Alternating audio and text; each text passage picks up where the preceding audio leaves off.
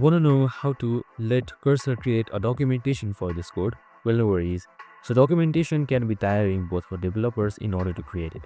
So we are going to do a smart brain move. So you can just simply get cursor AI, which we have created a video on, and then I'm going to explain you how you can create a documentation automatically. It's super simple, I'm in the minutes, so let's get straight to it. First things first, you can just simply open up your cursor AI application. So once I've done that, just simply select Ctrl+A in order to open the entire or select the entire code. So once you have selected that, just simply select Ctrl+F. So which opens up a chat, an AI chat, so which you can chat with. Now what you can do is, as you can see, the file has already been selected, and you can just simply type in document this code right here.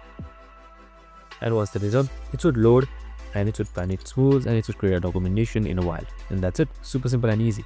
So as you can see right here, it's going on and you're good to go. And that's it. I hope this video helped. If it did, make sure to like, subscribe and share it with us for more of these videos. Have a good day and see you in the next one.